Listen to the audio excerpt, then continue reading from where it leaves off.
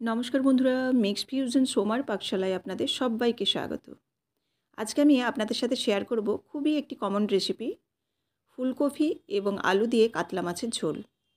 শীতকালীন এই টাটকা ফুলকপি দিয়ে কাতলা মাছের ঝোল কিন্তু অসাধারণ খেতে লাগে গরম ভাতের সাথে। শীতকালে বিভিন্ন শাকসবজির মধ্যে ফুলকপি অন্যতম। তো ফুলকপির বিভিন্ন রেসিপির মধ্যে এই আলু ফুলকপি দিয়ে মাছের ঝোল কিন্তু একটি অন্যতম রেসিপি। আমি এই রেসিপিটি একটু ঘরোয়াভাবে করব এবং অসাধারণ দেখতেও হবে এবং খেতেও অসাধারণ হবে, সেটা আপনারা প্রথমে ইন্ট্রো দেখে বুঝতে পারছেন। তো চলুন, এর জন্য প্রথমে ফুলকপি নিয়ে নিয়েছি। ফুলকপিগুলো একটু বড় বড় করে কেটেছি, কারণ যেহেতু ঝোলের ফুলকপি সেজন্য। আর সঙ্গে আলুটাও আমি কেটে নিয়েছি, এটা কিন্তু আপনাদের একেবারে ভাজার সময় দেখাবো। ফুলকপিটা আমি একটু জলটাকে গরম করে নিয়েছি আর লবণ দিয়ে ফুলকপিটাকে একটু নেড়েচেড়ে হালকা ভাপিয়ে নেব। এতে কি হবে, ফুলকপিটার মধ্যে যে বিষাক্ত পদার্থ থাকে অর্থাৎ পেস্টিসাইড থাকে সেটা কিন্তু বেরিয়ে যাবে অনেকটাই।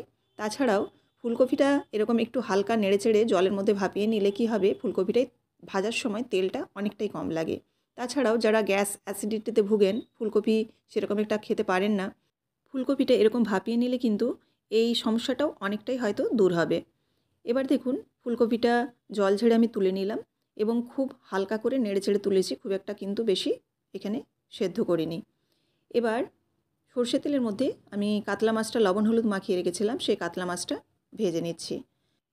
উল্টে পাল্টে একটু হালকা রং ধরলেই কিন্তু নামিয়ে দেব, কারণ টাটকা মাছ কিন্তু খুব একটা বেশি ভাজলে সেরকম একটা স্বাদ থাকে না, আর খুব শক্তও হয়ে যায়। সেই কারণে কিন্তু দেখুন, উল্টে পাল্টে হালকা উপরটা লাল রং ধরেছে, সেই সময় কিন্তু নামিয়ে দিলাম। এবার ওই তেলের মধ্যে দিয়ে দিচ্ছি আমি লম্বা করে কেটে রাখা আলু। আলুগুলো একটু মোটা করে কেটেছি, ঝোলের আলু। লবণ দিয়ে এবার একটু ঢাকা চাপা দিয়ে ভেজে নেব। কালারের জন্য হলুদ গুঁড়ো ব্যবহার করলাম, খুব সামান্যই হলুদ গুঁড়ো দিয়েছি। এবার নাড়াচাড়া করে একটু ঢাকা দিয়ে দেবো, যাতে আলুটা ভাজার সাথে সাথে একটু সেদ্ধ হয়ে যায়। এভাবে ঢাকা দিয়ে আমি দুবার রেখেছিলাম, আর আলুটা কিন্তু তাতে একটু সেদ্ধ হয়েছে এবং দেখুন লাল করে কিন্তু ভাজাও হয়ে এসছে। এই পর্যায়ে আমি ফুলকপিটা দিয়ে দিচ্ছি। ফুলকপিটা যেহেতু ভাপানো আছে, সেই জন্য কিন্তু আলুটা যখন ভালোভাবে একটু ভাজা হয়ে যাবে তখনই ফুলকপিটা দেবো। ফুলকপিটা দিয়ে এবার নাড়াচাড়া করে ফুলকপিটাকে মোটামুটি 2-3 মিনিট এরকম লো ফ্লেমে নাড়াচাড়া করে একটু ভেজে নেব। খুব একটা লাল করে ভাজার প্রয়োজন নেই। এভাবে দেখুন একটু তেলের সাথে নাড়াচাড়া করে নিচ্ছি, যাতে ফুলকপির কাঁচা যে গন্ধ সেটা না থাকে।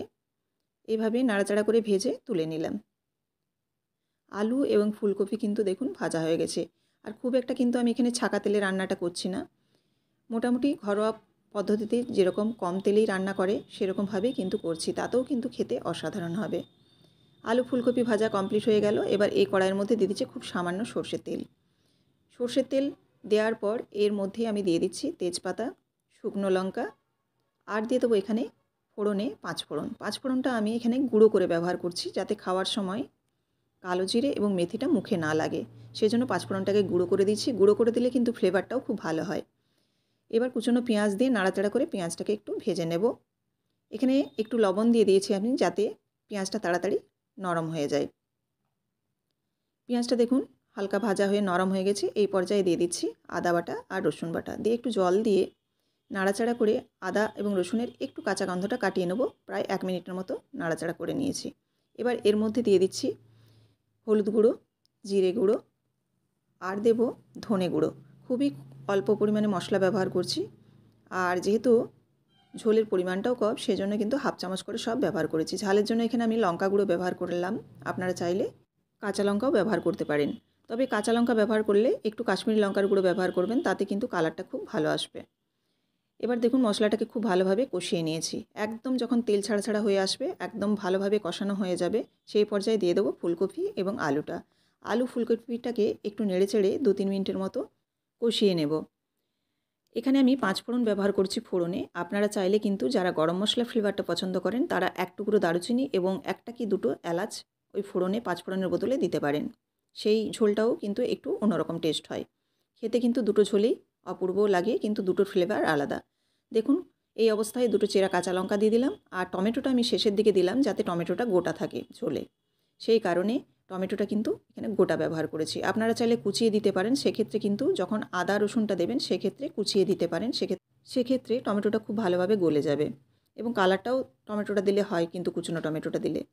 এই পর্যায়ে চিনির বদলে আমি একটা বাতাসা ব্যবহার করেছি। আপনারা চাইলে চিনিই ব্যবহার করতে পারেন। মিষ্টি একটু সামান্য দিতে হয়, সেজন্য আমি এখানে বাতাসা একখানা ব্যবহার করলাম। এবার দেখুন গরম জল দিয়ে দিয়েছি। আর গরম জলটা দিলে কিন্তু রান্নাটা খুব তাড়াতাড়ি হয়ে যাবে। ফুলকপিটাও যেহেতু একটু ভাজা এবং সেদ্ধ হয়ে আছে, আর আলুটাও যেন অনেকটাই সেদ্ধ হয়ে গেছে, সেজন্য জলের পরিমাণটাও কিন্তু আমি একটু কম দিয়েছি। তো ঝোল আপনারা যেরকমভাবে পাতলা খাবেন সেইভাবে জলের পরিমাপটা দেবেন। খুব ভালোভাবে ফুটে গেছে। বেশ কিছুক্ষণ ফুটিয়ে নেওয়ার পর এবার দিয়ে দিচ্ছি মাছগুলো। এখানে আমি 2 পিস মাছ ব্যবহার করছি, যদিও আমি 3 পিস ভেজেছিলাম, কিন্তু 2 পিস মাছ আমি এখানে ব্যবহার করলাম। এবার ভালোভাবে নাড়াচাড়া করে এই মাছ, আলু, ফুলকপি আরও 5 মিনিটের মতো ফুটিয়ে নেব। দেখুন এখানে দিয়ে দিচ্ছি আরও একটু সামান্য লবণ। লবণটা দেওয়ার পর খুব ভালোভাবে নাড়াচাড়া করে একটু অপেক্ষা করব, যাতে ফুলকপি এবং আলুটা একটু ভালোভাবে সেদ্ধ হয়ে যায়। দেখুন একদম কিন্তু পুরোপুরি রেডি হয়ে গেছে মাছের ঝোল। গ্যাসের ফ্লেমটা বন্ধ করে আমি ধনেপাতা কুচি ছড়াচ্ছি, যাতে ধনেপাতার ফ্লেভারটা ভালো থাকে। একটু ঢাকা দিয়ে দেবো, তাতে কি হবে, ধনেপাতার ফ্লেভারটা কিন্তু পুরো রান্নাটার সাথে মিশে যাবে, অর্থাৎ ঝোলের সাথে মিশে যাবে। 5 মিনিট পর ঢাকা খুলছি। দেখুন কতটা সুন্দর হয়েছে, কালারটাও কিন্তু অপূর্ব হয়েছে। আমি একটা সার্ভিং বোলের মধ্যে রেডি করে নিচ্ছি। রেসিপিটি যদি ভালো লেগে থাকে অবশ্যই লাইক, কমেন্ট এবং শেয়ার করবেন। আর এরকমই প্রত্যেকদিন বিভিন্ন ধরনের রেসিপি দেখার জন্য অবশ্যই চ্যানেলটিকে সাবস্ক্রাইব করে বেল বাটনটি প্রেস করে দেবেন, যাতে আমার রান্নার সমস্ত নোটিফিকেশন সবার আগে আপনাদের কাছে পৌঁছে যায়। ফেসবুক থেকে দেখে থাকলে অবশ্যই পেজটিকে ফলো করে দেওয়ার অনুরোধ রইল। রান্না সম্বন্ধে যদি আপনাদের কোনো কিছু প্রশ্ন থেকে থাকে তবে অবশ্যই আমাকে কিন্তু কমেন্ট বক্সে জানাতে পারেন। অবশ্যই আমি সে প্রশ্নের উত্তর দেওয়ার চেষ্টা করব। দেখুন এখানে আমি একটা বাটির মধ্যে এই ঝোলটা রেডি করে নিলাম। আর কতটা লোভনীয় এবং কতটা সুন্দর হয়েছে সেটা দেখেই আপনারা বুঝতে পারছেন। তো কথাই আছে মাছে ভাতে বাঙালি। সত্যি এরকম টাটকা মাছ এবং টাটকা ফুলকপি দিয়ে কাতলা আলুর ঝোল অসাধারণ খেতে লাগে। একবার হলেও আপনারা বানিয়ে দেখতে পারেন। আবারও দেখা হচ্ছে আগামীকাল নতুন কোনো রেসিপির সাথে। ধন্যবাদ।